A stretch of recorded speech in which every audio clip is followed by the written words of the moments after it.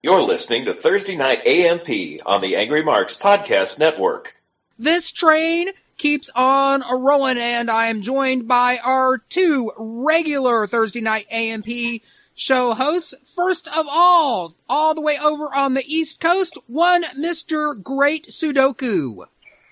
Hello, Angry Marks and Stevie J. If you're out there listening live on the stream here, take a drink, man. You deserve to kill some brain cells and forget all about Monday Night Raw so you can focus completely on those 40 fights in 48 hours.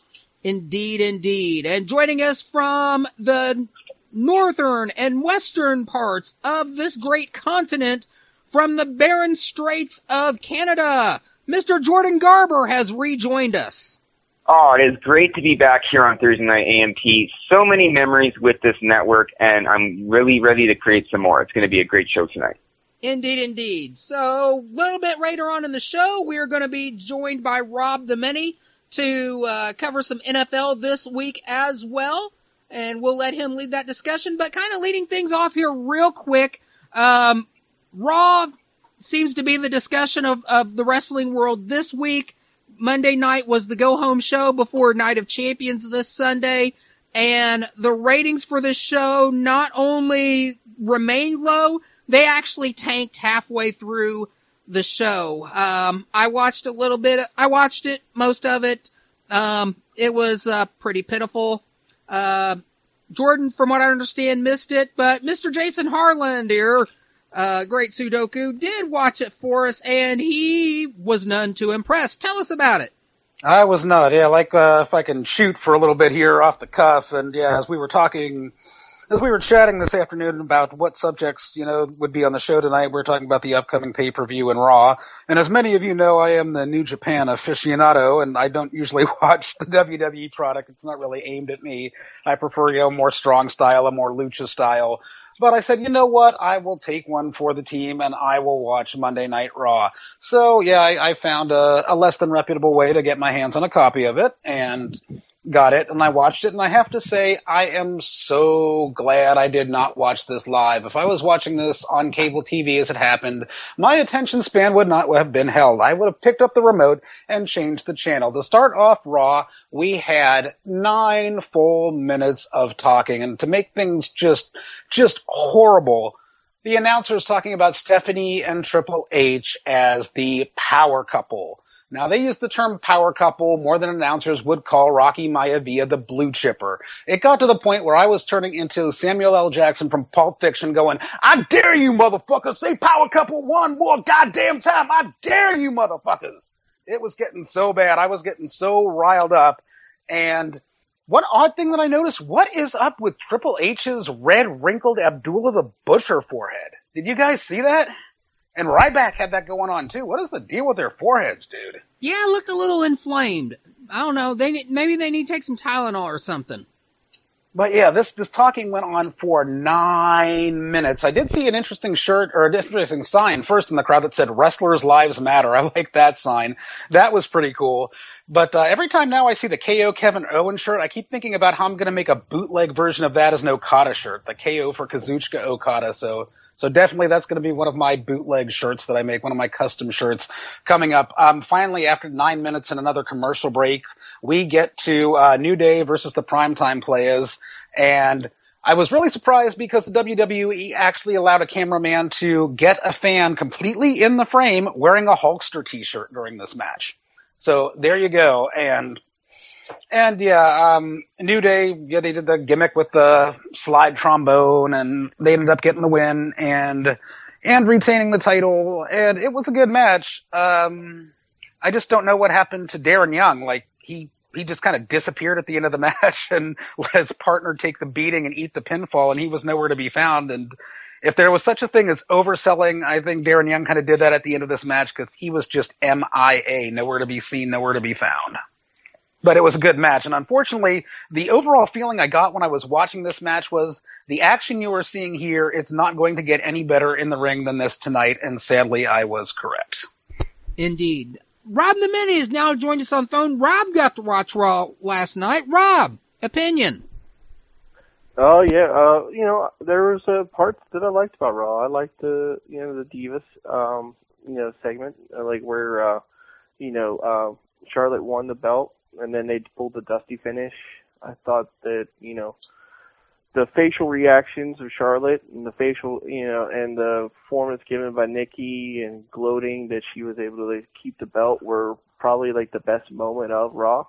I thought the beginning tag match with New Day was pretty okay. But then there was also, segments that I did not like, anything, with... There were so many segments. That was my problem, that it was WWE debate night. It wasn't really wrestling at all. It was, we get talking. We had talking for 9 minutes. Then we had the tag match, New Day and Primetime Players. Then we have more talking with Ric Flair and Daughter of Flair. And then we get Gothi McEmo versus Aaliyah. And then we get more talking. And guess what? Then The Miz comes in, and he's talking too. And guess what? Ambrose and Reigns, they show up to beat some ass, but no, they don't show up to beat ass. They show up to talk too. Fucking debate club. Ugh. Well, I'm gonna sort of jump in right now, but wrestling, I really enjoy the talking. That's a great part of the business, but the Raw had way too much of it. There is way too much talking and not enough wrestling. If you mix talking and wrestling, then that is perfect. But Raw had way more talking than wrestling, and that was the problem, and that was why the ratings were bad. And they tried to save it with Sting, and it failed. Let me put it to you this way. In the first 1 hour and 10 minutes of Raw, and this is all time with commercials edited out, in nothing but action of 1 hour and 10 minutes, we had a total of 3 matches. We had the 2 matches I talked about, and then we had a really long and boring match between John Cena and Sheamus. I was fast-forwarding through this match, and it seemed long and boring. I hate to think about the people who actually watched this in real time without fast-forwarding and had to sit through it, but it seemed like it took 4 years. And I have to say, Sheamus with those braided beard thingies, he looks like Dr. Zoidberg from Futurama. It wasn't like a horrible match. It was just like every other Cena match we've seen in the past, since he's been U.S. champion. That's the only problem with it. Wash, rinse, and repeat. It was very formulaic. Basically Cena, gets like the heat early on, and the heel eventually turns the momentum around, and Cena's put in, trouble. And then Cena does his comeback in a game, set, match. I mean, and maybe a couple of false finishes thrown in there to spice it up. But other than that, I mean, it's kind of the same match over and over and over again. It's that same old shit that John Cena does and that the Japanese John Cena, Hiroshi Tanahashi, does. And it gets old after a while, and I was like, okay, maybe Raw's going to turn it around. But no, after we come back from break after that match, we get more talk and recap. And then guess what? Ryback comes out, and he's going to talk. And I'm like, fuck this shit. And I'm like, thank God, Owens is coming to the ring. He is going to beat Ryback's ass. He is fight Owens fight. But guess what? Owens doesn't kick his ass. He just sits there and talks. I mean, why don't you just have Talk Owens talk on the back of your shirt if you're not going to beat his ass? And which is more disappointing is that Owens started out strong. He was in a feud with John Cena. He was fighting him for the United States Championship. And now he's losing the Ryback. Now, I thought this guy was going to have a big push. He was going to be this next breakout star to come from the Indies, which is fantastic. You guys know how much I love stars that made it to WWE from the independents. But to see Kevin Owens at this level right now is not good, especially when 3 months ago he was almost United States champion. This guy was NXT champion, and now he's going to go on the lower card. That's not good. I call that complete bullshit. He deserves way better. And there's guys that you can trash talk and look good. Like when you do that to John Cena, you look good. There's kind of an anti-Cena sentiment. Cena's not the biggest guy, so yeah, you can trash talk him. Where with a guy like Ryback, actions are going to speak a lot louder than words. I mean, you can call Ryback names. You can say that you're going to beat him. But if you actually go in there with your mouth shut and just kick him and beat him and just pound him into the mat, that says a whole lot more than saying, "Oh, I'm gonna beat you when we face each other at the next pay-per-view." It was just so much talk, and I can see why Raw is tanking, why people are changing the channel, because you're talking too much. This formula that you've used for the last 20 years, basically since Raw debuted, with open with talk, and we might have a match, and then we're gonna have some more talk, and a commercial break, and some more talk, and maybe a match, and then a recap, and then promotion for the pay-per-view, and then another match, and it's just, yeah, I can see why people are changing the channel. Next up on Raw was something that really confused me. Stardust and the Ascension was in the ring, and Neville and the Lucha Dragons came down. Was this not a match? I don't remember what I saw. I remember seeing Stardust and the Ascension walking up the ramp as if they were leaving, but I don't remember there being like a match starting, or was this just another debate that turned into a pseudo fight and then nothing happened? Yeah, the segment was completely meaningless, to be honest with you guys. I did not like that segment. And I know I haven't watched the full episode of Raw on Monday, but I did catch some clips on YouTube, and I saw this, and I was like, what? There's just so much better. They could do so much better. And yeah, that's the nice thing about WWE's website, too, is being able to watch those short-form clips when you don't feel like watching the whole show. I thought the worst segment was the Neville, Cody Rhodes, Stardust, whatever you want to call them, match. That for no reason, no explanation whatsoever, bell rang, and then there was no match. And then that's what I was saying. I was like, was this a match? Was this not a match? Was this? Well, they rang the bell, and then they played Neville's music as they ran away, and I was just like, wait, what just happened? Did somebody get disqualified? What's going on? And then we never got an explanation. They dragged the partners back, so they wouldn't hit them. There was no ring count put on. There was no ending bell that rang. It was just all of a sudden their music came on, and they went to the back, and I'm like, was this a match? Was this not a match? Was this like a run-in on a promo or something? But yeah, the only thing I could think of is maybe maybe the match was supposed to be like a short match, and then they decided at the last minute to just cut it all together so that the women's match could get more minutes. That's the only thing I could think of. Maybe because that was up next, and yeah, the fuck finish did kind of help to kind of put over Stephanie as a heel. It kind of gave me this fuck this bullshit. I don't know if that was kind of in a heel way or I'm kind of sick of seeing this, but I don't know. I thought it was very sloppy. There were some Irish whips, some follow-ups that just were not looking crisp, and I don't feel like giving any special dispensation. Yeah, I just don't feel like giving any special dispensation to Divas matches. I've seen Divas that can work, and yeah, she can't work. I felt like the shining moment wasn't necessarily the match because they can only do so much because they're trying to save it for the pay-per-view.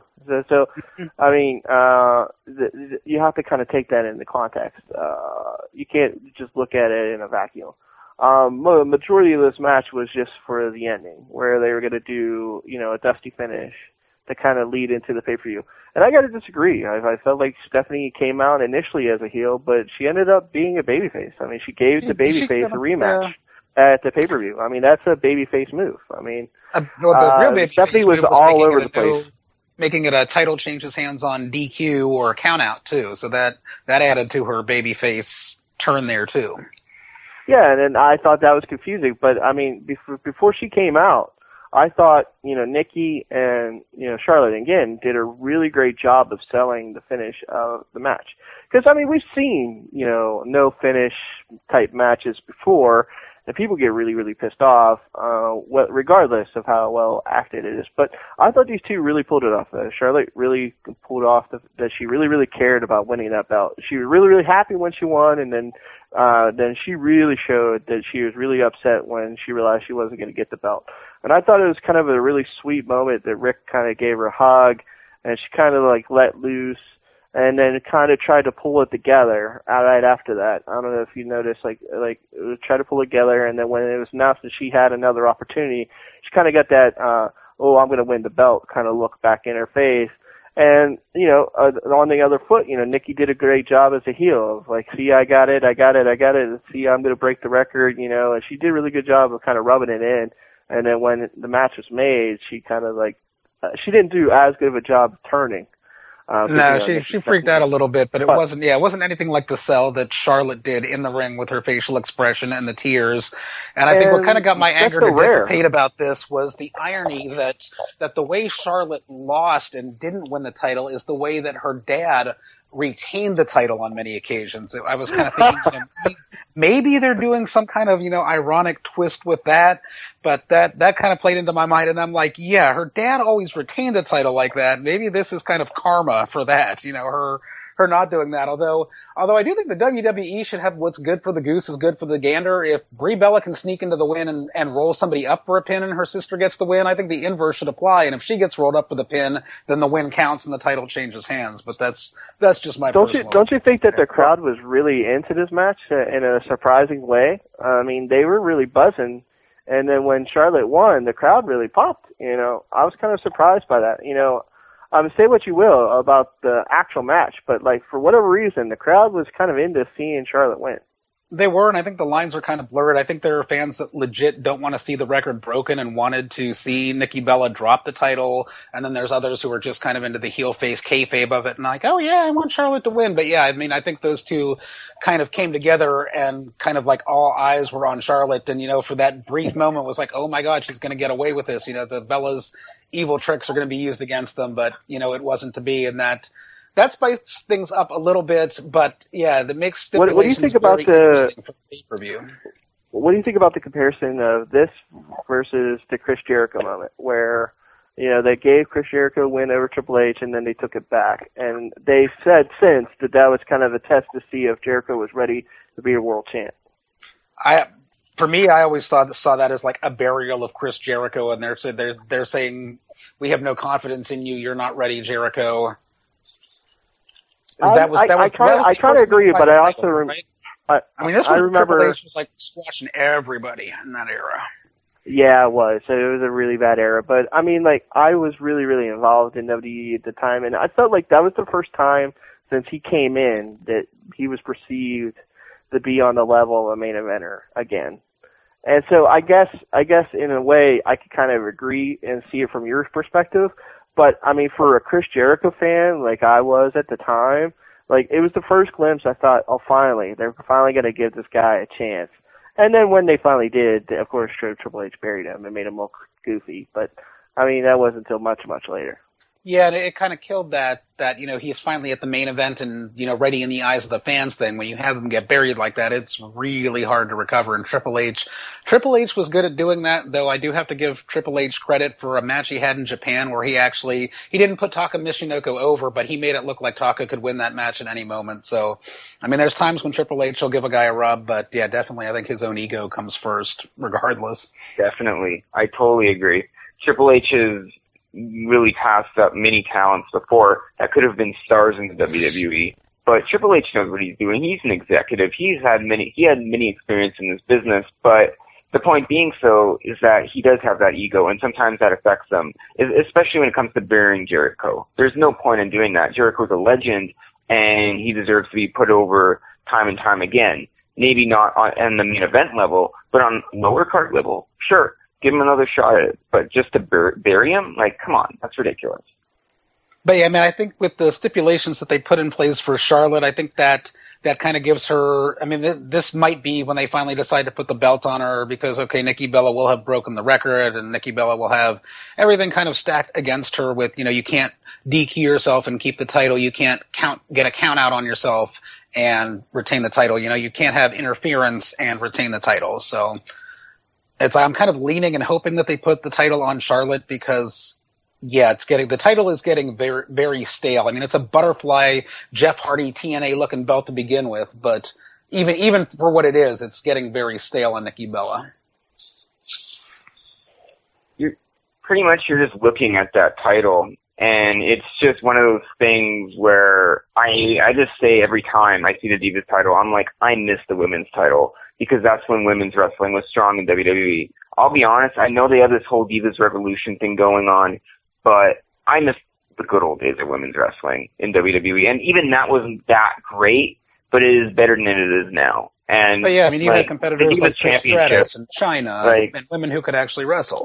I don't know why they would retire a title that had so much history in the company and replace it with something new. I know they're trying to be unique, create something new, but to have the women's title, that would definitely be more interesting. But this whole Divas title thing, it's just not for me. I wholeheartedly agree. But yeah, we can move on to the next match then in Raw, I guess, which saw Rusev take on Cesaro. And the announcers were so bored with this match that they weren't even calling the action for about half of it. And is it just me, or is Rusev just one giant waste of space? He never used to be that way, but now he is. He never used to be a giant waste of space. Sorry to jump in there, but he never used to be a giant waste of space. He was actually really entertaining in the ring, and it was a huge heel, a great heel before, whether you guys agree or not. But with what's going on with him now, he's just not being at the level as he was before. They're not putting him at that level yet. But I definitely think that Rusev's going to get another push in the future, but not just right now. It's not going to happen right now. It's going to happen another time. I don't know about that. I think this feud has killed any heat he ever had. And I could kind of see why they kind of decided to go this way with him, because is it just me, or is he, like, gained some weight around his stomach and his legs? He kind of seems a little bit more out of shape than when he initially came and debuted. Hopefully they don't turn him into, like, Great Khali when he won the world title. And now, before he left the company, even him winning the championship was terrible. But ever since before he left the company, he was just like a jobber status. And he was a former world champion. And I kind of have a gut feeling, too, as well, is that this is going to happen with Rusev as well. I just see it coming. He used to be this big star and everything, but if this keeps up, then I don't think I'm going to see him long in the WWE within the next 2 years. Yeah, I don't know if he had gotten any bigger. He didn't look any more or less spry, but I mean, again, too, with a guy who, with the way they did the finish with the Dolph Ziggler run in and Cesaro getting roll-up victory with Dolph going after whatever Chickadee's name is and giving some kind of gift to her, a wrap gift that we would later find out was some kind of jewelry. But, I mean, yeah, it's like a boring match and a stupid run-in finish with a roll-up. It's like, my goodness. We had, like I said, we had the Charlotte and Nikki match, and we had the tag team match, and we had two other matches that sucked out loud. We had a match that didn't take off, and now we have this one. And it's like, I know WWE wants to distance themselves from wrestling and calls themselves sports entertainment, but at some point you really have to focus on the product you're putting on in the ring, or people are going to change the channel. I think that's what's happening. Yeah, you just can't mindlessly throw things at the fans and expect them to watch it. They got to plan this out, and this episode of Raw didn't plan it out at all. It didn't seem planned out at all. They just do something, they needed fillers, and they did it. And they just turned it into a show which wasn't very good. Well, that's kind of what go-home shows usually turn into. I don't know why, but that's usually the formula. Usually the distraction finishes and stuff like that. Stuff that people complain about Raws usually happen on go-home shows the most. Indeed. So yeah, we had that, and then guess what we had after that? We had more talking, and we had that sick kid promo again for the second time in the show, and then we get to see that the gift that Dolph brought was jewelry. Then we get more talking from the announcers, but yeah, if that talking wasn't enough for you, then we get Triple H and Stephanie, and they come out to talk to the Big Show, and in the words of our producer, Killer Kev, I actually typed this on my sheet as I was watching it, fuck this bullshit! That is how I felt about all this talking. And finally, after about 6 years of talking, like longer than it takes, Tetsuya Naito to get to the ring and undressed, we finally get, Sting coming to the ring, and it seemed so prepackaged in WWE to me. It's like this Sting did not come down from the rafters. I can understand, Owen Hart, why they didn't want to do that. But have Sting come out of the crowd. Have Sting come, from under the ring, out from under the ring, or up through the ring, or something. But my goodness, having Sting walk into the ring like a normal wrestler for his first WWE match just seemed just morally wrong to me. You know what? Yeah. You know what? Let me just address that real quick. It's a good thing they didn't have him coming from the rafters, not because it's Owen Hart, because he's 53 years old. I mean, Jesus That's Christ. true. I mean, one slip and, his femur is like broke for life. And he's limping around, like a gimp. And, that's not good. And you can't have him come to the crowd because that's Roman Reigns' stick. You know what they should have done? They should have got the Stinger monster truck out from Mothballs and have him drive that into the arena. Is that from 1990 something? Yes. Man, you're going way back, man. I know, you were what, Surfer 6? Sting, I think that was one of the only parts of the WW of Raw that I actually liked on the program was them showing the old NWA clips with Surfer Sting circa 1988 in them and showing him with the Road Warriors. And I'm like, I used to watch this. This was when I was a huge wrestling mark and bought into all the kayfabe back then and dressed as Road Warrior Animal for 3 Halloweens in a row. But yeah, it's like, that is my era. That is what I grew up with. And it was awesome to see clips of Stinger with the blonde buzz cut. Yeah, that's a throwback. Hey, as long as they don't return to WWE with the blonde buzz cut, we're good. I don't think a 53-year-old guy with the blonde buzz cut, he's not going to return that gimmick to the WWE. That would be funny, though. That would be quite funny indeed. You know what they should do? What's Jeff Farmer doing these days? Can we get Jeff Farmer to come in with a blonde buzz cut and have him be like bogus Surfer Sting this time? You never know, but that would be ridiculous. That's the way I think. Remember, Surfer Sting was the innovation of Sting himself. Without Surfer Sting, there would be no Sting. So you got to respect. You still got to respect the Surfer gimmick. Yeah, that's what I grew up with. So we get Sting coming down. This match was just a little bit wonky. I mean, I'm trying to be nice because a lot of people like Sting, but I'm just not impressed. When he went to do the Stinger Splash, I mean, he had no velocity on it. He had no ups. It was kind of sad, to be frank. And the crappy DDT reversal was sloppy, and I just was like cringing when I was watching this match. I was watching this. I turned into Killer Kev again. It's again, this is Sting's first match on Monday Night Raw and in the WWE period, from what I understand. And it's Sting versus Big Show in a singles match. Great. Big Show can put him over and Sting can come off looking strong. But no, WWE doesn't want to do that. You know what happens in this match? We get a run-in. Interference in Sting's WWE debut. This again, I turned into Killer Kev and went, bullshit! And then Cena comes down to make the save and it's like, bigger bullshit! And then Stinger and Cena start working together, and it's just like, oh, I'm all bullshitted out at this point. And then guess what? Triple H comes out and talks, but he tells us that he's going to turn this into a tag team match. And I'm thinking to myself, oh, great, it's a tag team match. What's going to happen? Cena's going to start off 3 minutes until the show goes off the air. There's going to be a hope spot. Stinger tags in. He's going to hit the Stinger Splash and the Indian Deathlock, and that'll be the end of the night, right? And I was very close with that prediction.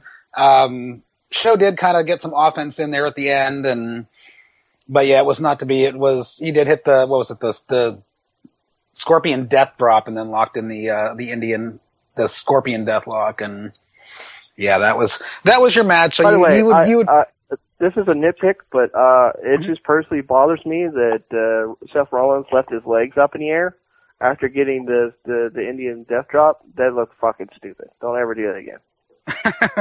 Yeah, Seth Rollins. Yeah, it was kind of painful, and it was something that just, I guess, for me, watching wrestling, since the mid '80s, it's just something that, by now I can telegraph. It's like, oh yeah, it's a tag team match, and it's this guy's debut, and he was a big star somewhere else. They're gonna save him, and it's gonna be a hope spot right as the show goes off the air, and he's gonna get the win. And it's just like, it would have meant so much more in his first WWE match to have a clean win over the Big Show than an interference run-in and then changing the match to a tag team match and then picking up a win in a tag team match in his WWE debut. I mean, you want to talk about burying Chris Jericho. This, in a way, to me, kind of buries Sting to people who have not seen Sting before. If this is the first time people are seeing Sting, I think this kind of tarnishes their impression of Sting.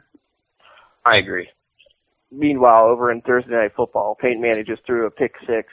The Chiefs are beating the Broncos 14-0. Ooh. And for Jordan, the BC Lions are playing the Calgary Stampeders tomorrow at 9 p.m. Eastern Time.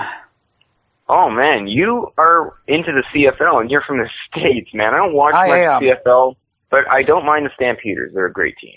They are great. Yeah, Bo Levi Mitchell is phenomenal, and yeah, the NFL has become so corrupt. It's driven me to watch CFL. I'm going to say this though right now. I know we're on a wrestling network, but the NFL is by far way better and a higher level than the CFL. Let's not be ridiculous here. Agreed. Agreed. The CFL is for players from Canadian universities and people that got cut from the NFL. What was his name again? I can't say it on the spot, but the Blue Bombers up here in Winnipeg brought someone, like a pretty big former NFLer. Oh yes, Mike Sims Walker. I don't know if you guys remember him, but he played for the Jaguars and he was signed by the Bombers a few years ago. And that was a big signing, but remember, he got cut from the NFL, so he went to the CFL. When Ricky Williams was having his marijuana problems, he went up north to play in the CFL too. You know, since we're getting in the football talk, we might as well just go ahead and move right on into the football talk, and we'll let Rob lead that. But we got to play some music first.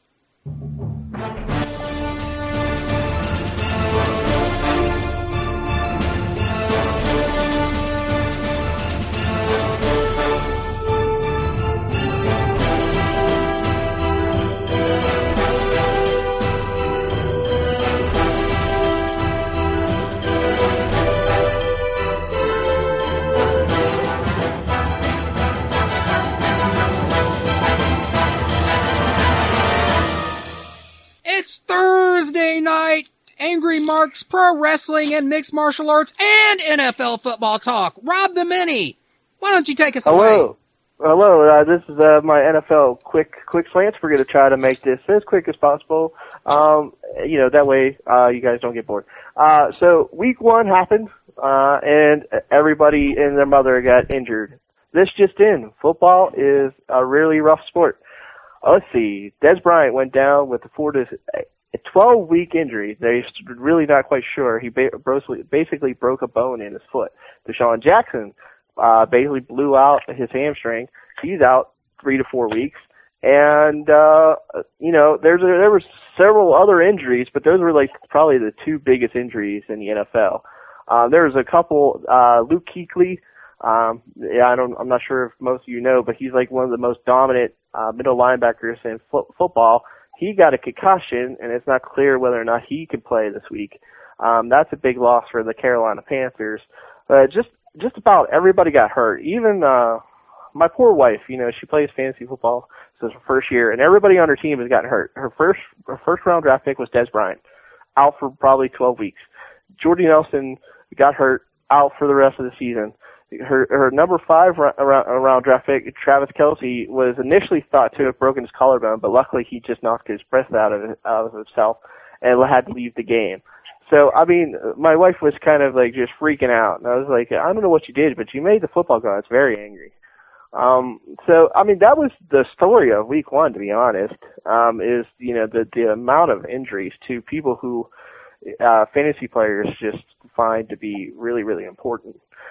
Going into week 2, the big story is Denver. The fact that Peyton Manning played so bad in week 1, and to see whether or not he could play better.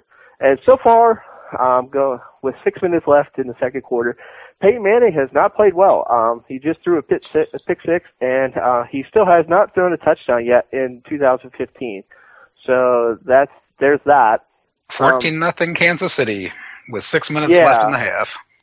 So it's kind of an interesting thing to keep an eye on there as far as like Thursday night football, and I wouldn't be surprised if the score holds and the Broncos aren't able to win this game if the big story going in tomorrow is Peyton Manning done.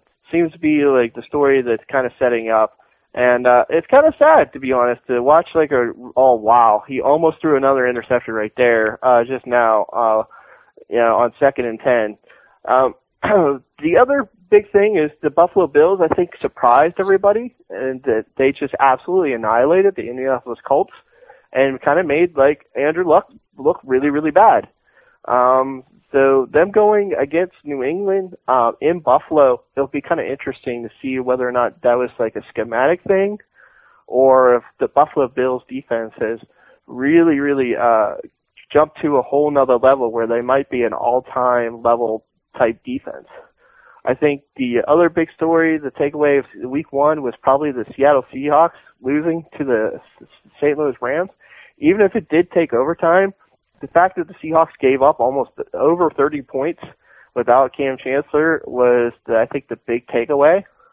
And that, I mean, those were like the really big stories in week 1. In week 2, like I said, New England is playing at Buffalo. Houston's playing in Carolina. Houston made some controversy because they switched from Brian Hoyer to Ryan Mallett. For those playing at home, that means Brian Hoyer had the job for all of 2 weeks in preseason, and first game out in the regular season lost his job already to Ryan Mallett. He did play particularly really bad, but it was just kind of frightening how quick O'Brien pulled the trigger on the quarterback change already. I think that's a bad sign as far as like his coaching career prospects. Usually that's a good way to lose the team if you're bouncing back and forth from quarterback to quarterback. Arizona Cardinals at Chicago. Me and Stevie got into an argument of just how bad Chicago is, and Chicago just got their doors absolutely blown off against the Packers, just like I told him they would. I anticipate them getting beat yet again by the Cardinals. Chargers at Bengals. Titans at Browns. That was a big story. Did you guys catch any of the Titans game last week? No, I didn't see that one. Well, Marcus Mariota threw for 4 touchdowns in his first game as a rookie. The Titans actually just absolutely steamrolled the Tampa Bay Buccaneers, like 30 points to like 7. It was ridiculous. They actually pulled Marcus Mariota like for like the last quarter. They were blowing him out so bad. And now they get to go in against Cleveland, so it'll be interesting to see if Marcus Mariota could get off to a 2-0 start, which would be like just huge because I think the Titans won all of 2 games last year, so that would be. I wouldn't doubt it against a perennial basement dweller like the Cleveland Browns. I don't think he'll have any trouble with that. It's a mess because poor Josh McCown came over from Tampa Bay because he got cut because he didn't do nothing after doing well in Chicago. And he went to run for a touchdown at the beginning of the game, and he just about made it there and just got absolutely mollywopped. The New York Jets player just absolutely hit him, and then he got carried into another guy coming in on the other side, and that guy hit him helmet first, right in his head. And he did about a helicopter about 5 times around before he landed. And he left the game due to concussion, obviously. And then Johnny Manziel came in and just fell apart. He threw an interception. He fumbled twice, back-to-back possessions. He's not an NFL quarterback. But he looks like the typical Cleveland Browns quarterback, unfortunately. Well, unfortunately, that's true. The Lions at the Vikings. I think everybody was kind of shocked at how bad the Vikings looked on Monday Night Football. Teddy Bridgewater didn't play well.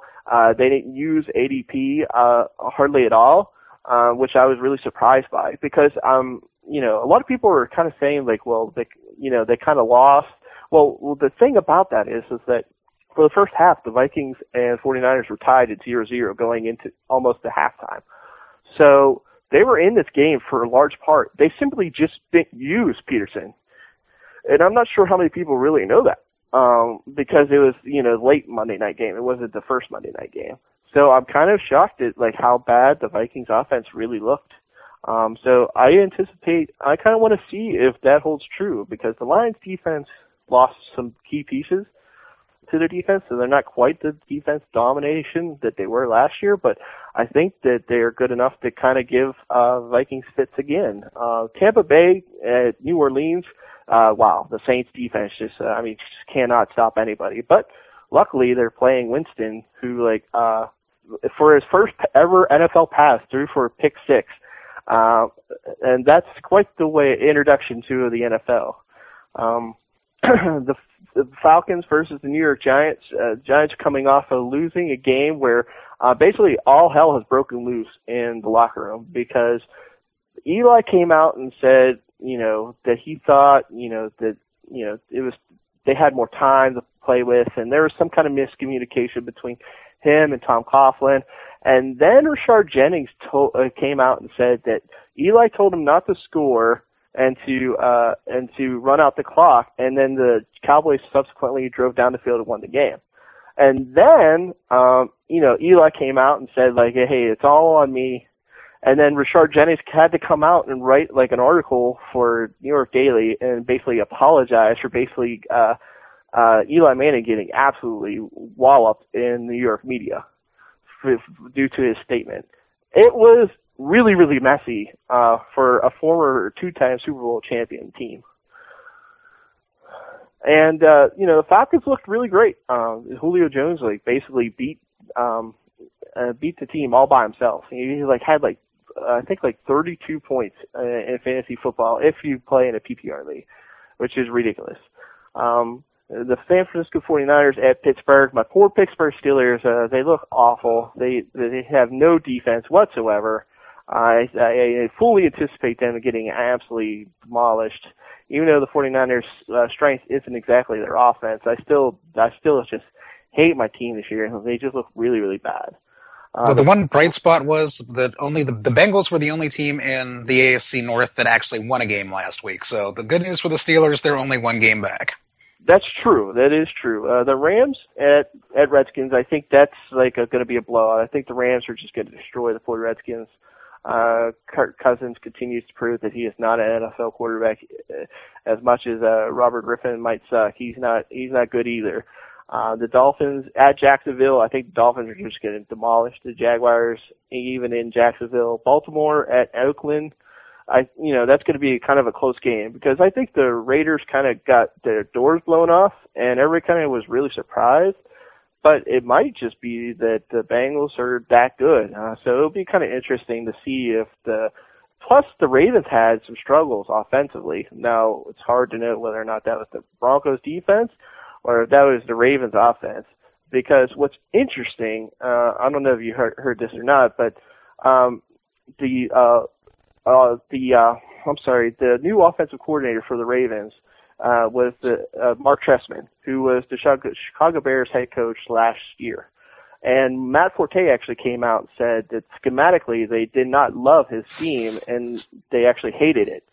So the fact that he's running that offense for another team and they kind of had bad offensive output week one is something to watch. Because if that continues, I could see him getting fired. That'd be the second time in 5 years that the head coach mid-season got fired from the Baltimore Ravens. Dallas at Philadelphia. Dallas was lucky to win that game. Philadelphia looked particularly bad against the Falcons, though, until the latter half of the game, where they kind of hurried up and tried to get back into the game. So that will be interesting. The Seahawks at Green Bay. I think the Packers are going to win this. The Seahawks looked really bad on defense, and I kind of anticipate the Packers basically just picking them apart. And finally, the New York Jets in Indianapolis. Again, this is kind of weird. Most people would probably say the Colts should win this game in Indianapolis. However, the Jets were formerly coached by Rex Ryan. They actually run a very similar scheme to the Buffalo Bills. So does that give Luck an advantage because he saw it last week, or does that defense give the Colts a particular schematic problem and the Jets can pull an upset this week? That's going to be interesting to watch. As far as fantasy football advice and stuff like that, I have some interesting things. Ty Hilton has an injury. Chances are he's not going to play Monday night. So you're probably going to have to take him out of your lineup. Frank Gore, very interesting, only had 10 touches. Was kind of announced going into the game that he was only going to get limited carries, but I don't think people were really prepared that he was only going to get that many. And Andre Johnson didn't look good at all. So Moncrief is definitely the pickup, but you're not going to know whether or not to play him unless you have Ty Hilton because, going into a Monday night game, you can only play players who are playing Monday night. McCoy is actually doubtful to play this week. He had some sort of injury during practice, so it's unknown whether or not he's going to be able to play this week. And even if he was, last week, Carlos Williams, a young rookie, had 6 touches to his 17, which I think people were kind of surprised by. So if he does not play. I actually like Carlos Williams as like a sneaky play as far as if you play daily, because he's going to be cheap if you could get him now, and he might play really good because he ran for out of 6 carries he ran for like 55 yards and a touchdown. So he showed some real skill. Texans, again, I think everybody was kind of picking up Alfred Blue to kind of stand in for Foster. And then it turned out last week, actually, it's a running back by committee till Foster comes back.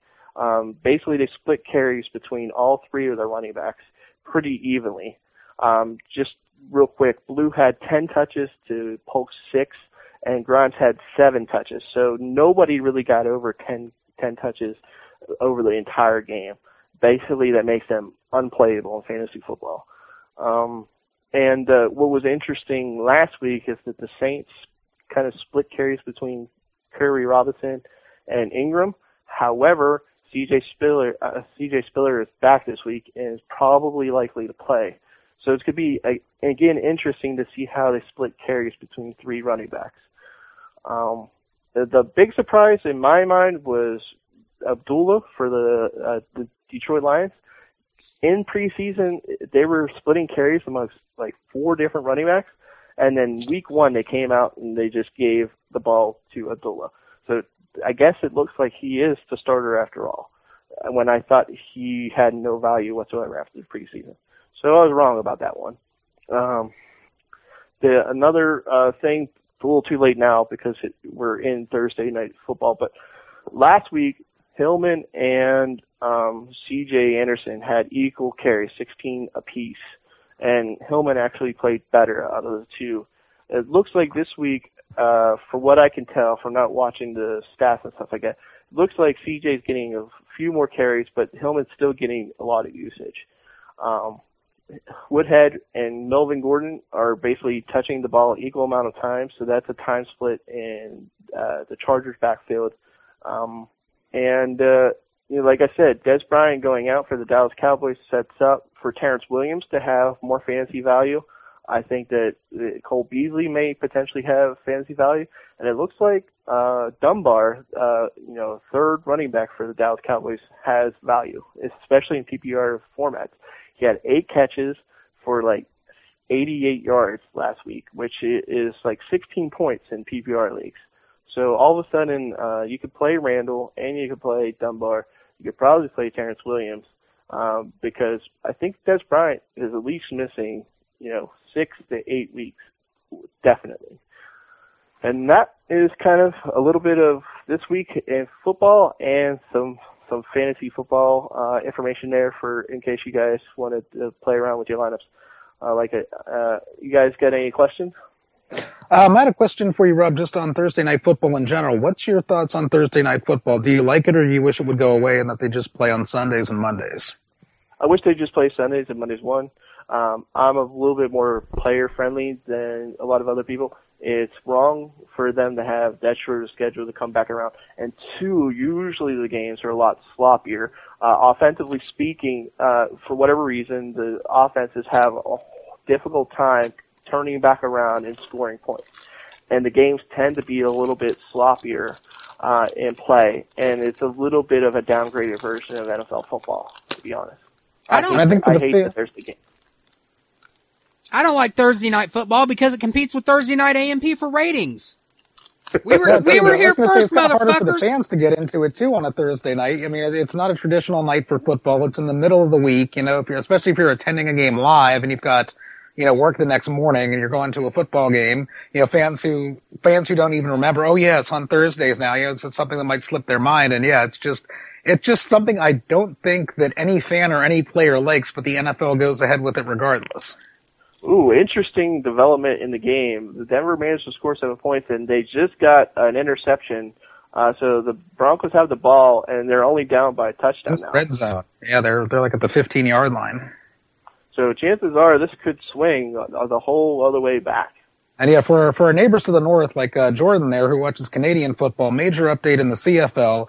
One of the best players in the CFL, John Cornish, running back for the Calgary Stampeders, will be coming back from injury, and he will be playing in the game against the BC Lions tomorrow at 9. For our neighbors to the north who like Canadian football, I like to represent the CFL.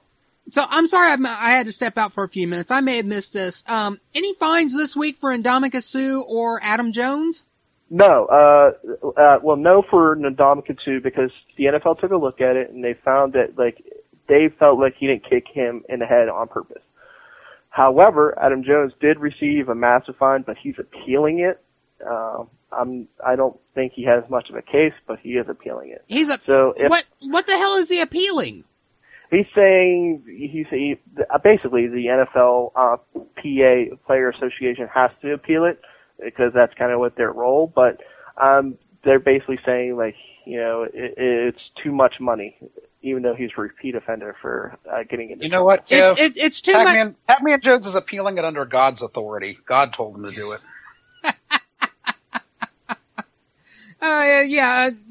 It's too much money because NFL only has to pay out $1 billion a player now for every concussion and that a guy faces.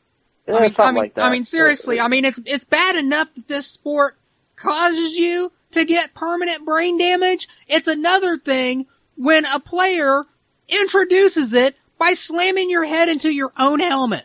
Yeah, it was quite the entertainment there. They got for those who did not see it, rookie Raiders receiver Amari Cooper and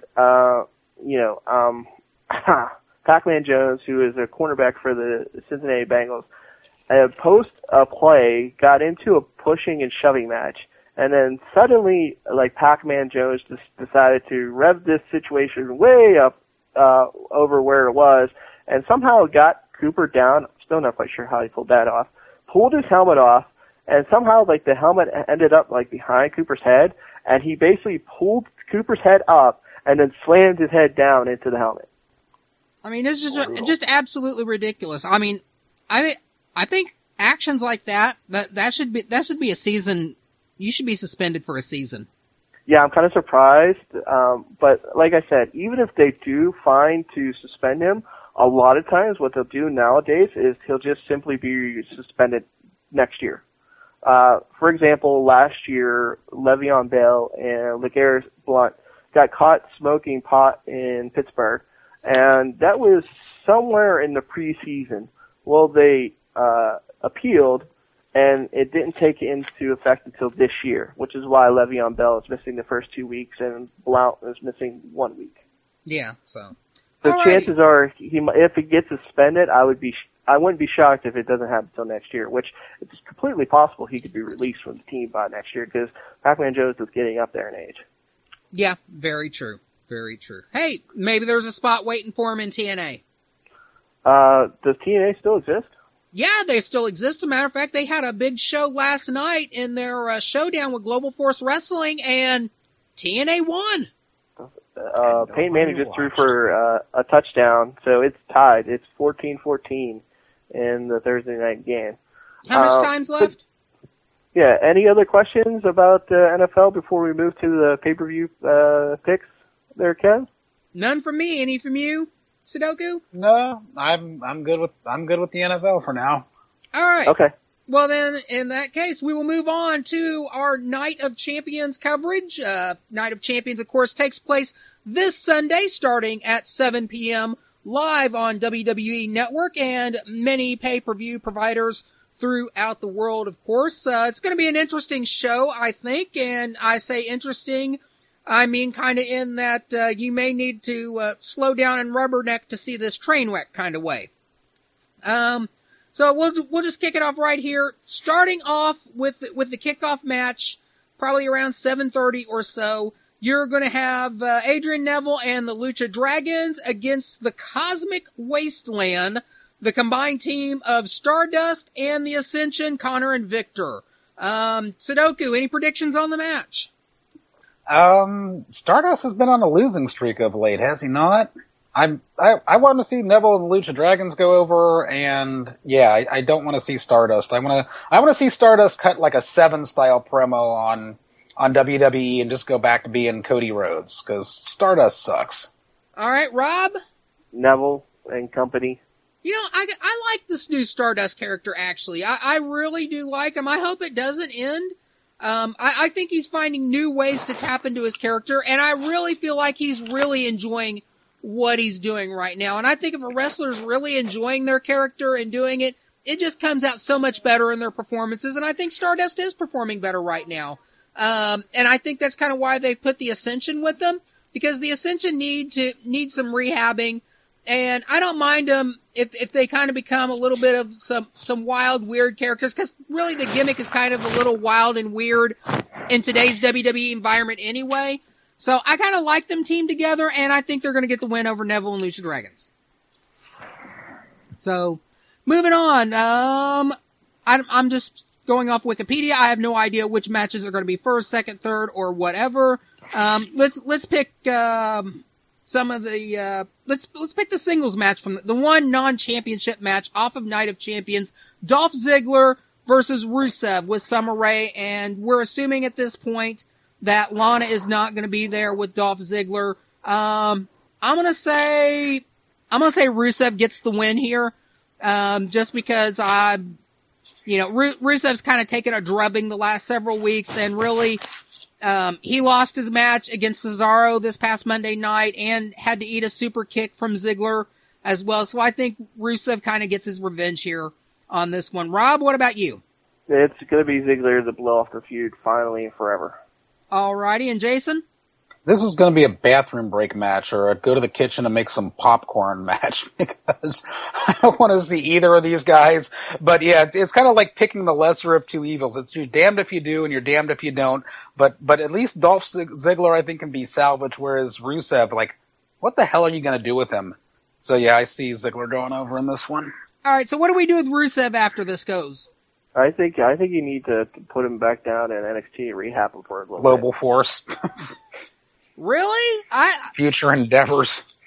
No, they're not. This whole storyline has really, really hurt him as far as like being perceived as like the monster that he was. I think the only thing you could really do is kind of keep him away from TV for a little bit, and then maybe give him a new gimmick, and have him destroy somebody. I think that's the only way to do this. All right. Well, then let's look at the 6-man match: Dean Ambrose, Roman Reigns, and a wrestler to be announced. And they still haven't announced that. It's like, what? Yes, versus the Wyatt family, Bray Wyatt, Luke Harper, and Braun Strowman. Are they waiting for SmackDown or something to announce that? Probably. I'm guessing they are. Although at the tapings, I didn't see any news coming out of that. So maybe they're going to do it in a backstage segment that didn't air yet. You know what they could do? Hulk Hogan could be the third man. No, it's not going to be Hulk Hogan. As a matter of fact, news kind of came out today. Hulk Hogan is not allowed any contact with any WWE talent. Wow. Meanwhile, in an interview that was posted to Sports Illustrated yesterday, Ethan Carter III mentioned in an interview that there could be a possibility that Hulk Hogan makes a return. Oh, God. Please no. Boo. Yeah, if TNA isn't dead enough already, that might be the final nail in the coffin. I don't know. I think if you bring him back in a very limited amount, because even Dixie Carter kind of admitted in that interview that they used Hulk Hogan way too much and they shouldn't have, and it overexposed them, and it kind of ruined their business a little bit. So if he does come back in the future, although signing a geezer to a contract in the first place is what ruined their business, but that's besides the point. That and Vince Russo and not knowing their audience, and getting away from, when they did fabulous shows in the Asylum on Wednesday pay-per-views, and then switched to a WCW type model instead of like a Lucha Indie model. It was just kind of like, no, you're getting away from your fan base. You're doing it wrong. It's like, at that point, if you had wanted to bring in an established star, you don't bring in Hogan. You bring in a guy like RVD that the WWE had not signed yet. They could have done that and they could have exploded. Safe to say, Aces and Eights was the moment for me where I thought TNA was beyond salvaged. Well, where it was dead and gone, and it was never gonna ever be good ever again. Well, kind of keep in mind that Hogan wasn't just brought in for star power. He was brought in along with Eric Bischoff to essentially do an entire revamp of TNA because they thought that they were established enough at that point in time that they could step up their game and step up their programming with Bischoff and Jason Harvey and Hulk Hogan to make it a more WWE style product and start taking people from that. No, but it didn't I would take disagree. anybody. I don't think they wanted to be WWE style. I think they wanted to be WCW V2.0. Agree. And I think therein lies the problem. Here's a great business plan. Here's a great business plan. Let's hire all the people who were in charge of the company that went from billions of dollars in positive to going bankrupt like just 2 years later. Let's bring those guys in and let them have at it with our burgeoning, criminally underrated, roster of talent here, and watch them piss it all away and bankrupt us too. Yeah, that sounds brilliant. Watch them alienate talent like former IWGP heavyweight champion AJ Styles. He goes to Japan and becomes one of their top stars. Look at them alienate a guy like Samoa Joe, and now he's in NXT. It's just, it's like the talent they have, they don't know how to hold on to them, and the people they bring in from the outside are the wrong fit for their company. Well, we're kind of getting way away from the pay-per-view here. We're trash talking TNA, which is always fun. One of our favorite pastimes at Angry Marks is to trash talk TNA. Yes. So any predictions, first of all, on who the special third person's going to be? Finn Balor. Finn Balor, that could be a good fit. Jason? Oh, I don't know if that'd be a good fit or not. It'd just be a way to introduce him. It doesn't have to fit with the team. It just. Well, we know it's not going to be Seth Rollins. He's already tied up twice. I was going to say it might be Rollins, just like you to have the power couple pull a complete dick move and be like, oh, guess what, Seth, you're doing triple duty tonight. But yeah, that might be a little bit much there. Yeah, maybe a little. The only other person I could see is Big Cass, because he's a monster too. So, kind of try to equal out Braun or however you pronounce it. Or a guy like Big Show or Ryback or somebody else that can. Oh God, no! Please no. Well, Ryback's already in a match, so it's not going to be him. He's not going to do double duty like Rollins. No. Nobody wants to see him. And it's going to have to be somebody that's babyface. You know what? What about Chris Jericho? I hope not, because I hate Chris Jericho. I hope he dies of cancer.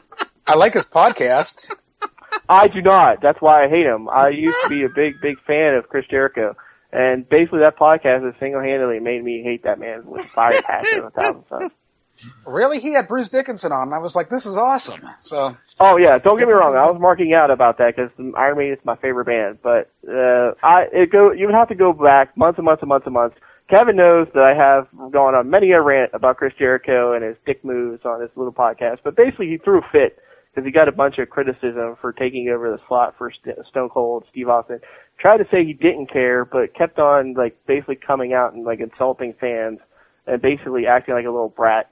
And that kind of made me hate him.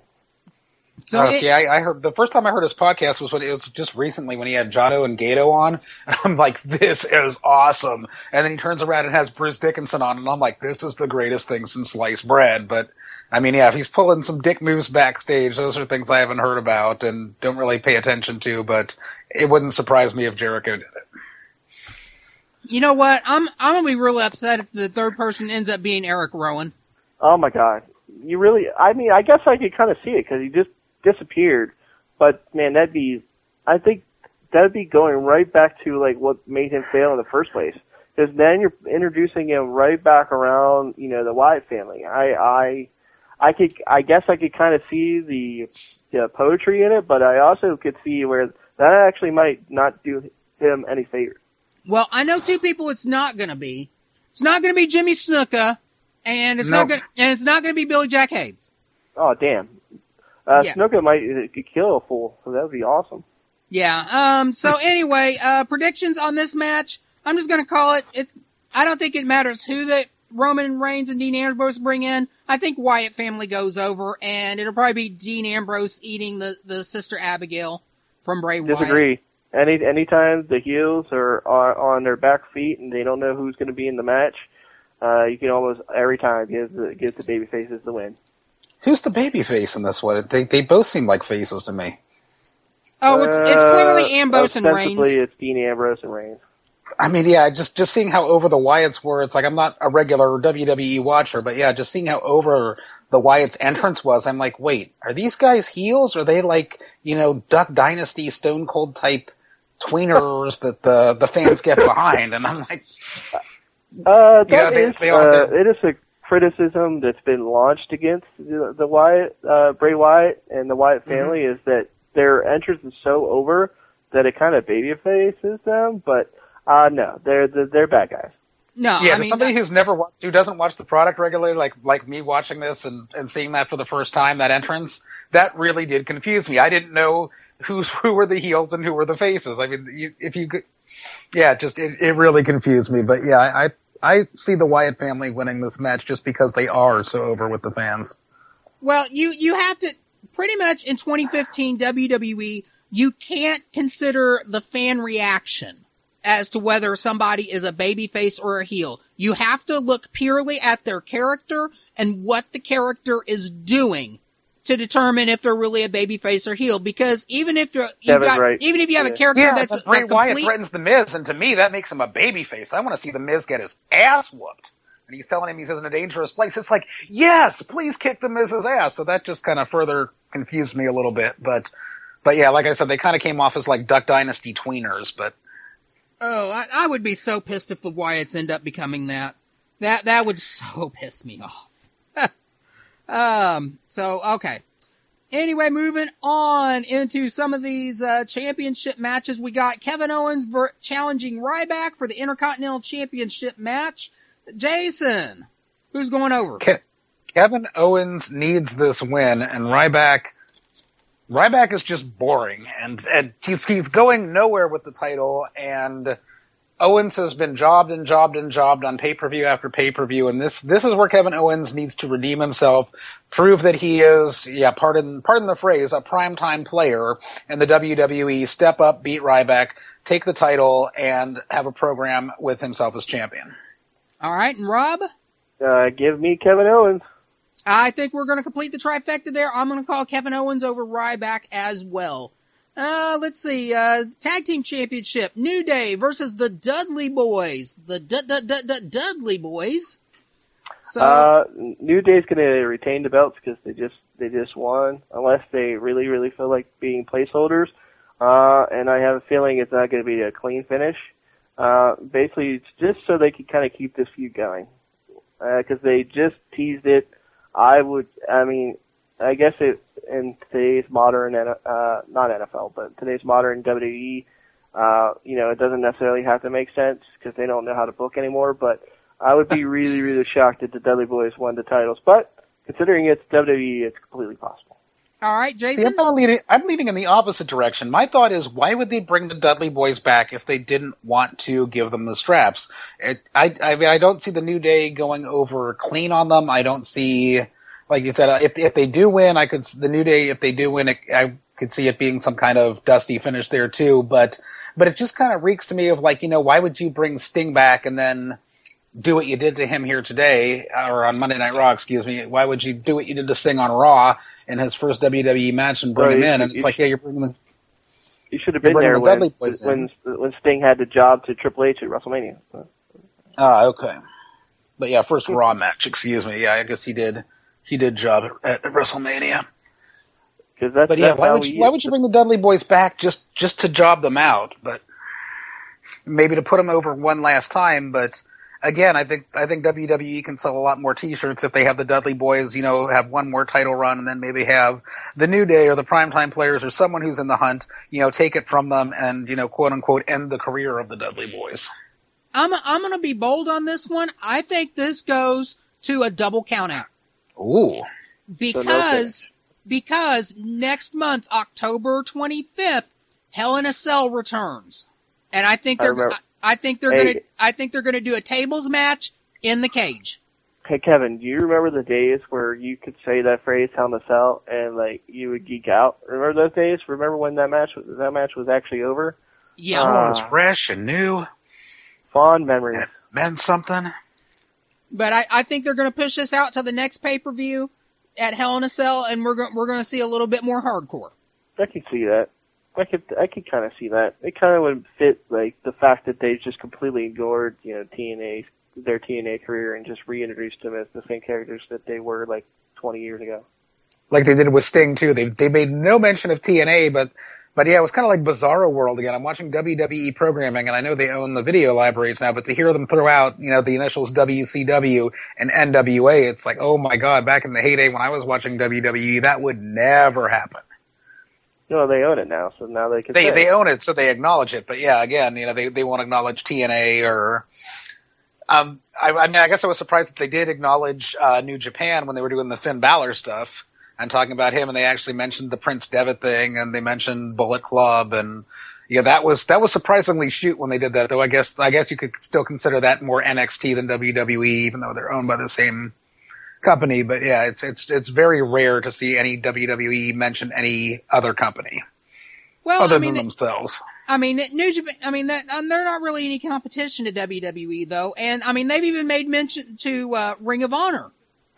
They brought up Ring of Honor a couple times. I don't think they really consider that much competition either. So, So moving on.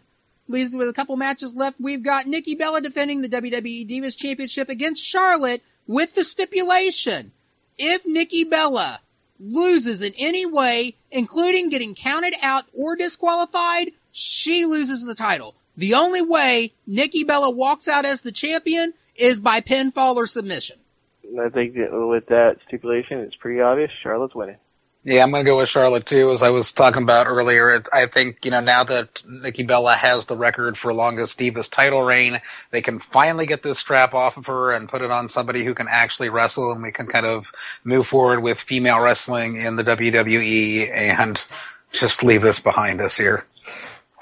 I would like to say Charlotte too, but I could really see them leaving the title on Nikki Bella just to kind of put a thumb in everybody's eye. Not going to happen. So I'm going to agree with Charlotte, but, expect it. So that leaves us our last two matches of the night. I have no idea which order these are going to come in, but it's going to be Seth Rollins defending both of his titles tonight. It'll be first, probably against John Cena for the United States Championship. I'm going to say Cena wins. I'm going to say Cena wins the U.S. title. And that's kind of predicated on the fact that I don't think they're going to give Sting the big title, especially not being this new in their company anyway. But yeah, Seth Rollins doesn't need both titles. He can drop the U.S. title to John Cena. Cena can do his gimmick again with, defending the U.S. title all the time. And Sting, maybe it's close. Maybe there's some kind of fuck finish, but you could have, a program with Seth Rollins and Sting going forward if you work it. Although I know they're trying to groom Sting for The Undertaker at some point, but maybe up until then you could have him do something with Seth Rollins in a program. But yeah, I see Cena winning and Sting losing. All right, Rob? I agree. Cena winning, Rollins, I think Rollins is going to straight up beat Sting, but I would not be shocked if it was a fucked finish. But I'm hoping that he gets the clean victory because he really needs something to kind of give him an extra oof. Alrighty, and then that takes us into Rollins versus Sting for the WWE World Heavyweight Championship. Jason already made his prediction that Rollins is going over Sting. I'm going to go that way as well. I don't see any reason Sting winning the title. I don't see any reason to take that title off of Rollins. He is a pure heat magnet right now. Leave it on him. So, Rob? No, I agree. I like I said, I agreed with Jason that I agree that Cena's going to win the U.S. title back, and then Seth Rollins is going to beat Sting. Yeah. Alrighty, there you go. That's our predictions for tonight, ladies and gentlemen, and I think that pretty much wraps up the show. Anything else we want to bring up this week? Just some real quick New Japan things that I want to bring up, especially to our listeners that have New Japan World or our listeners who are thinking about purchasing the New Japan World streaming services. There have been 2 new dates added to the Road to Destruction tour, not the actual Destruction pay-per-view itself. Those dates are still the same, but September 20th and September 22nd are 2 dates that have been added now, and there will be live shows. 4 p.m. Japan time live. I'm not sure what that comes out to here. 6 p.m. on the 22nd and 4 p.m. on the 20th. So yeah, there are two extra Road to Destruction shows on New Japan World leading up to September 23rd's. What is it? The Okayama show, and then one in Kobe. So yeah, coming on the 27th. So the 23rd and the 27th are the Destruction pay-per-view. 2 cities, 2 nights, and then there's 2 Road to Destruction events leading up to that on the 20th and the 22nd. And you can, of course, subscribe for that streaming service online at njpwworld.com. It is the best 999 yen you can spend a month. And let's do the conversion here because, yeah, Stevie J usually does that, but he's not here this week. So let's see what 999 yen to dollars comes out to. It is roughly $8.32. So it is still less than the WWE Network. And yeah, for less than $9, you can be watching AJ Styles, you can be watching Kazuchika Okada, the real KO, you can be watching the Japanese John Cena, Hiroshi Tanahashi, and of course the king of strong style, Shinsuke Nakamura. Alrighty, there you go.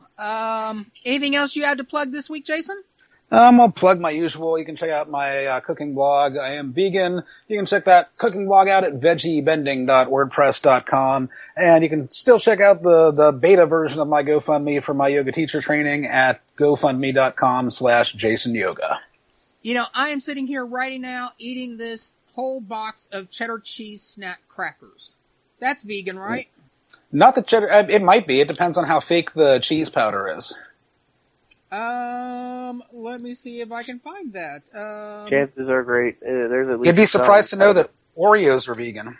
Ah. Really? Interesting. Yes, they are. Let's see. Well, yeah, because it's not really milk in it. It's mostly hydrogenated oil. Yeah, it's soy. Let's see. I've got cheese made from skim milk, which is skim milk, whey, milk protein concentrate, cheese cultures, salt enzymes, and annatto extract for color. Oh yeah, that's not vegan about 4 times over there. The first 4 ingredients are milk products. That's cool, man. I'll have to check that out because I'm getting fat and out of shape, and I need to do something about getting in shape.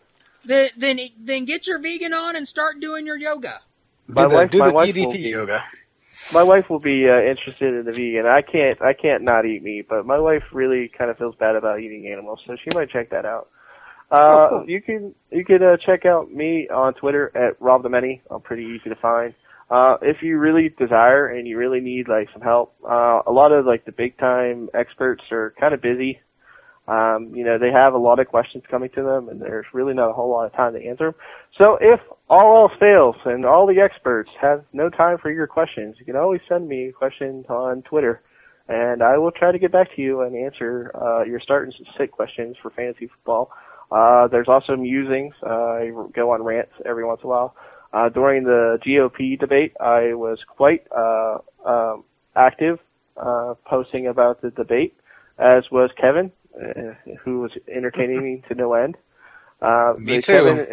Me and Kevin's political debate is something that I think should be a show someday if we just absolutely want nobody to listen to Angry Marks ever again. Because political talk is a good way to chase away everybody, but it would be an entertaining argument nonetheless. And I talk about MMA and football a lot. Obviously, right now I'm more focused on football because I get kind of single vision when it comes time for football. I'm kind of a fanatic that way. I like to just tell you like how obsessed I am about football. I usually do, like, going into fantasy football season, I do, like, a couple thousand mock drafts. And I basically have gone onto a forum, and I went from 0 posts to about 500 posts in less than a month. So that tells you I'm a little bit obsessed with football. Do you do a lot of fantasy football stuff? Yeah, I got into it a couple years ago. I found like the podcast that everybody listens to, which is Fantasy Football Focus for ESPN with Matthew Berry. And I kind of, listening to that, I kind of got into it. And I actually didn't like football until I found fantasy football. Fun fact for you.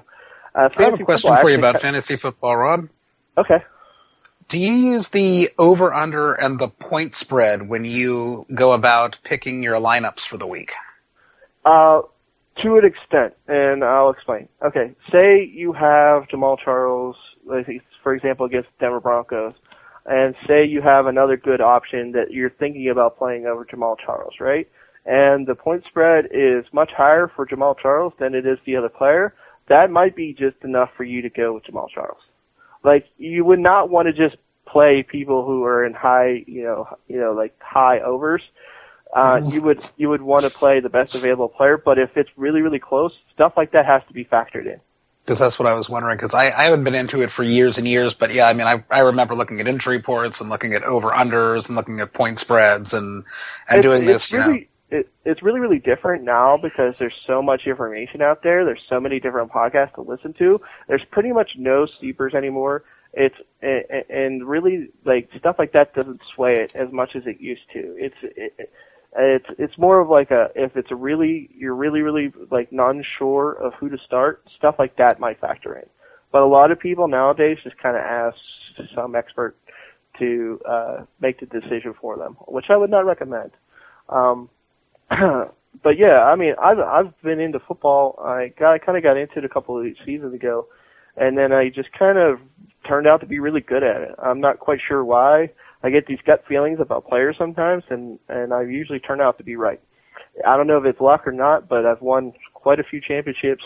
I just turned out to be really, really good, mostly because I care a lot, I think, is the difference between me and a lot of other people. For example, I've won 4 actual championships with actual people that I know, and I win ESPN free leagues a lot, but that's like proves nothing, because basically most people quit halfway through the season, so you're basically beating robots. So I don't really count that, but like, I've won 4 actual championships of actual people that I know, and I won 2 in 3 years, so that's pretty good. And I just kind of got into it. That's kind of what I really do. I play, this year I'm in like a couple free leagues on ESPN. I think it's like 4. Then I'm in 2 other leagues from a forum I'm on, and then I'm in 1 league where it's like friends and family that I'm in, and that's the one I care the most about.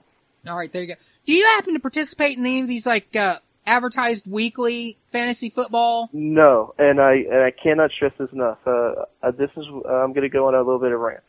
Please, if you have any addictive personality at all, please do not do this.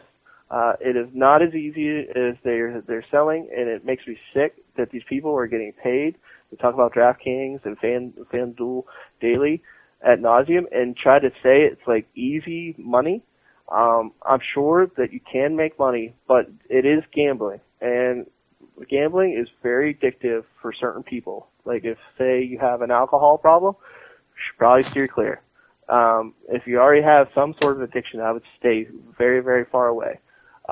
It is extremely volatile, and it's extremely difficult because a lot of luck is factored in. Ostensibly, how they get away with this is they call it a game of skill. It is not. It is a game of luck. For instance, Adrian Peterson is considered to be one of the best running backs in the world. He was outscored by a bajillion points by Carlos Hyde, somebody who was going in the 4th round.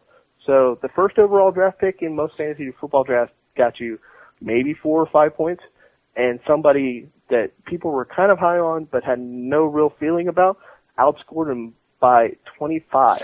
And that's the kind of thing that you're betting on when you do these things. I cannot stress you enough. If you don't do it right now and you see all these commercials, please don't do it. Please stay away. It's going to get you down a bad path. There's our weekly public service announcement courtesy of AngryMarks.com. And with that said, I think we're out of time tonight, so thank you very much for listening to Thursday Night AMP. Check out all of the shows on the Angry Marks Podcast Network. Raw Reaction on Monday night with Angry Tenzai and Big Vic, and over the next couple weeks we'll be hearing more from Rob the Mini as well. He's going to do some fill-in work for us over there as the guys are getting ready to gear up for some vacation time, some time off, and they've earned it for sure. Tuesday nights, of course, we have the what? My mind just completely went break. We have the Undisputed Wrestling Show on Tuesday nights, and if you did not listen to this past week's episode, the Prophet Rick Craig put in his last show As a permanent show host, he is stepping back to focus more on getting guests on the show and building popularity for the page. Starting next week, new host joining us, professional wrestling independent veteran Cue Ball Carmichael fills in that chair. So he will be joining the bearded wonder Zane Paisley and the NWA Continental Champion, the Morning Star Will Huckabee, on hosting duties. So next week, be sure to tune in for that. Wednesday nights, we have Glove Up or Shut Up with Stevie J and Peter H. covering the world of mixed martial arts, full of controversy and news every week. So you definitely want to keep up with that. Also, Friday nights, we have Over the Top Radio with Ed in San Antonio and his friends. Actually, you're not going to be hearing it live tomorrow night because Ed is actually attending the Ring of Honor Extravaganza show. And so they are recording that show tonight, and it'll be posted tomorrow on AngryMarks.com, of course. And then coming back here this week is the Impact Implosion. We've been off the air for a couple of weeks with that show as Mike Poulin has been out and about and unable to attend to his duties. He's coming back tomorrow night along with Seth Draken. So we'll have that show posted this weekend, and coming soon in the near future, the return of the SmackDown Rundown. So check out all the shows on Angry Marks Podcast Network. Check out all the recaps and reviews. We've got everything going on 7 days a week, all for free. You should kick us some money over our way because you really love us. But we understand it, if you're hurting for $1, we're all hurting for $1 here, but we still do it because we love it. So enough plugs from me. Thank you very much for listening to this week's episode of the Thursday Night Angry Marks Pro Wrestling, Mixed Martial Arts, and NFL Discussion Podcast. And we will talk to you again next week. Peace out.